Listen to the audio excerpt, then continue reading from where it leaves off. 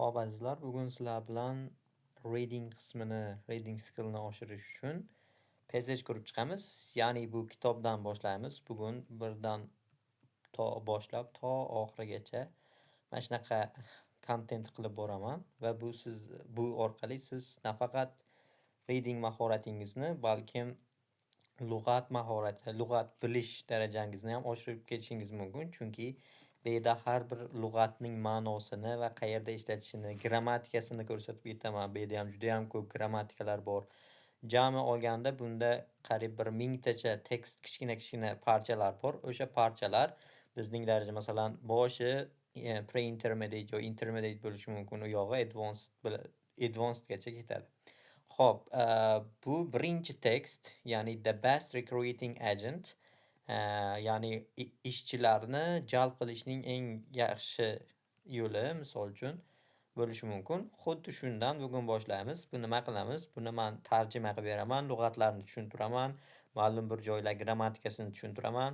Undan keyin mana pastda lug'atimizni mustahkamlash uchun tepadan olingan so'zlarni sinonim so'zlar bilan topishga, qanday so'zni gas qilishga, qayerda ishtirok etishi, sinonimlar bilan qanday ishlashni o'rganamiz va bu yerda multiple choice savol turlari bor va mana bitta lug'atimizni yanada ham kuchaytirish maqsadida grammatik jihatdan mos bo'lgan so'zlarni qo'yib berishimiz lozim bo'ladi. Xo'p, birinchi navbatda biz mana shu tekstni tarjima qilishdan boshlaymiz. Ketdik. In 1849, a servant girl wrote home to her brother from Port Adelaide, South Australia. Xo'p, 1849-yil a servant girl. Servant degani xizmatkor. Ya'ni xizmatkor ayol wrote home to her brother, ya'ni akasimi yo ukasiga yozibdi. Qayerdan? Janubiy Avstraliyaning Port Adelaide'sidan. I have accepted the situation at £20 per annum. Accepted deb bilamiz, ya'ni qabul qilmoq. Situation ni bilib olishimiz kerak. Situation degani bu yerda vaziyat emas, ish ma'nosida kelyapti. Men bitta ish qabul qildim deyapti, ya'ni ishga kirdim. Mana yerda ham annum degan narsa, bu IELTSda ham juda ham muhim. Bilishingiz shart bo'lgan narsa, ya'ni bu yilga nisbatan qilyapti. Ya'ni yiliga $20 berar ekan, 20 yevro berar ekan. Bu 1849-yilda bu 20 yevro bu juda ham katta bo'lgan bo'lsa kerak-da. So, shuning uchun you can tell the servant in your neighborhood. Neighborhood deya bilib olishimiz kerak. Neighborhood degani neighbor degani o'zi qo'shni, neighborhood degani qo'shnichilik. Qo'shnichilik ma'nosida kelmayapti, bu yerda mahalla ma'nosida kelyapti. Ya'ni mahallangizdagi, ya'ni servantlarga ayting not to stay.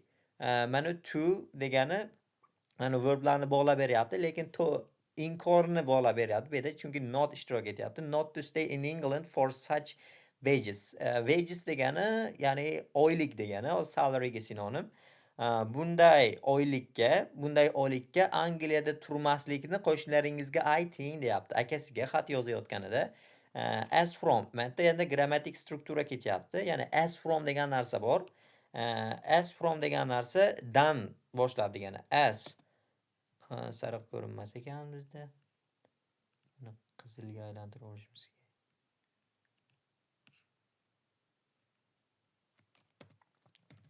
As from Monday I will study. Ya'ni dushanbadan boshlab men o'qiyman. Ya'ni xuddi shunaqa.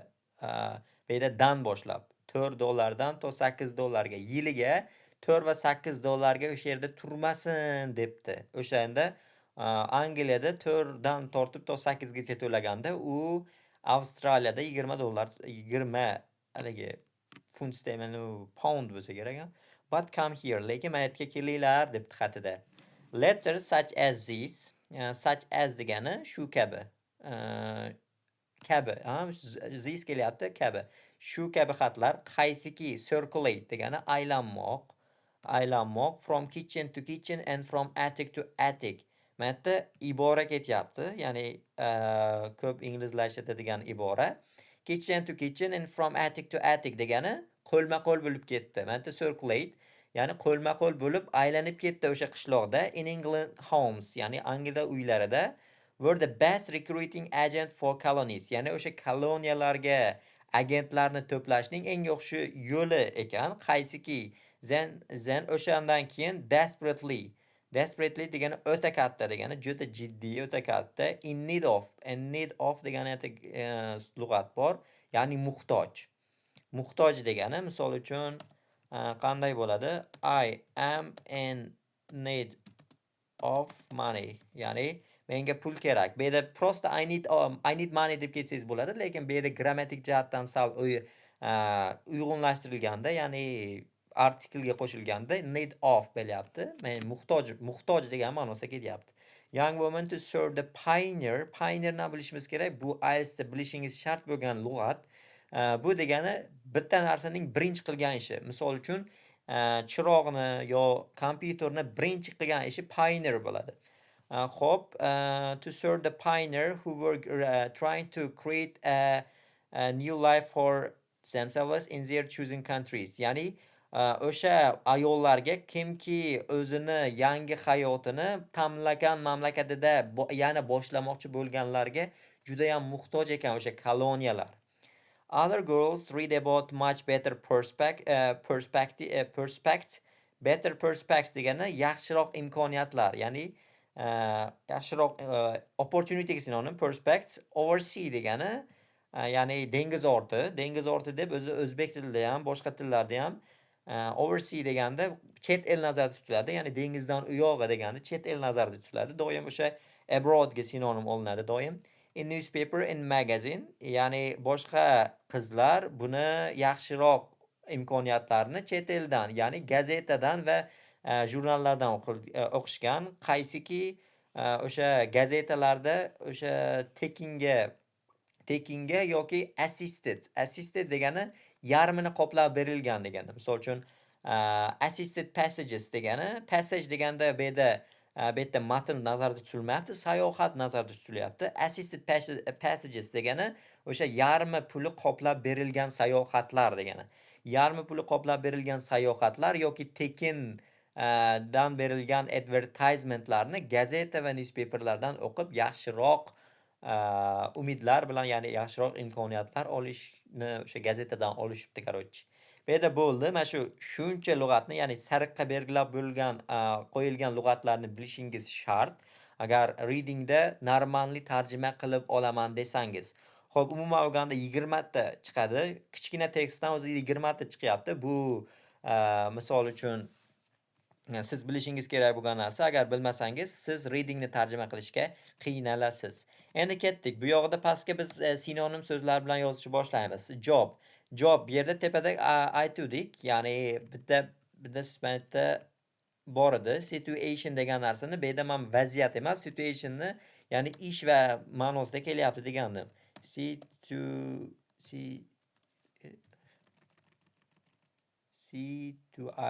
Situation.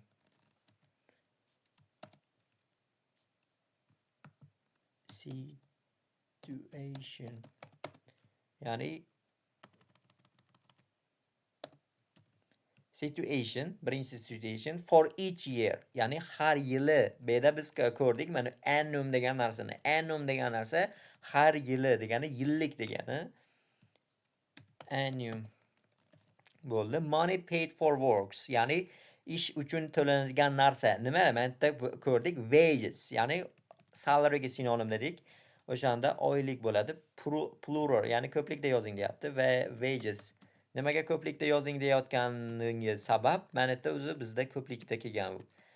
Xo'p, keyingisi move from place to place, ya'ni bir joydan boshqa joyga ko'chish.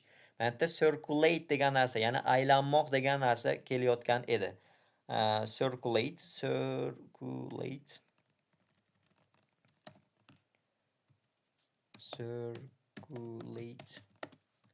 Ya'ni circulate kirinchi room at top of the house in a place immediately below the roof. Ya'ni tomning pastida, ya'ni shiferning pastidagi bo'lgan narsa nima deyapti. Bu yerda bizda tarjima qilmay ketibman. Misol uchun attic degan narsa cherdak degan ma'noni bildiradi. Ya'ni tomning tagi. misol uchun shefer qoqiladi va sheferning pastiga mana monolitmi nimadir qo'yilganda orasida joy bo'ladi. Misol uchun o'zbeklar eski-tuski narsalarni olib chiqib qo'yadi. O'sha attic, ya'ni cherdak deyiladi. Mana yerda o'zi ashuni so'rayapti. Attic. The funding of new workers, ya'ni boshqa ishchilarni topish. Mana yerda biz ko'ruvdik. Mana yerda recruiting degan narsa boshqa ishchilarni topish, ya'ni jalb qilish degan ma'noni bildiradi. Xo'p, very greatly va seriously, juda ham katta va juda ham jiddiy deyapti. Mana yerda desperately degan narsani ko'ruvdik. Desperately.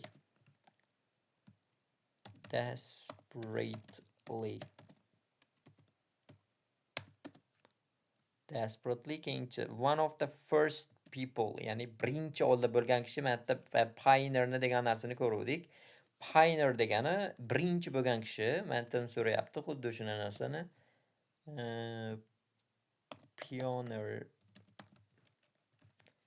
Pioneer's chance of success, ya'ni imkoniyat. Perspective degan narsamidi? Perspectivemidi tepada kelgan yo fikr bo'lib qoladimi? Prospects ekan. Prospects. Ya'ni imkoniyatlar. Abroad ko'rdik va endi overseas. Without payment, costing. Ya'ni hech qanaqa to'lovlarsiz. Va endi tepada biz free degan narsani ko'rdik. Misol uchun mana yerda free degan narsa turibdi mana. Free degan narsa bor ekan. Keyingisi provided with or given help, ya'ni raising money, pul sabab berilgan yordam. Assisted degan narsani ko'rdik. Ya'ni qoplab berilgan, yarmi qoplab berilgan. Journey deyapti. Journey degani sayohat degani passages. Xo'p, overall olganda xuddi shunaqa, ya'ni tepadan olingan narsalarni biz sinonim so'zlar bilan mana pastga yozib berdik va bu lug'at boyligimizni oshirishga juda ham katta yordam beradi. Nimaga deganda biz ma'noviy jihatdan olib ham bu yerga ishlatyapmiz, ya'ni bitta tekstga yana borib o'sha so'zga miyamizda yana aylanyapti va bu bizning miyamizga qolib ketishiga o'ta katta sabab bo'ladi. Xo'p, bu birinchi mavzusi edi. Xudo xolasa mana shu kitobni har bir artiklini, har bir tekstini shunaqa qilib chiqaman xudo xolasa. Xo'p, bugunga emas, bu hozirgi videoga shu. Thank you very much.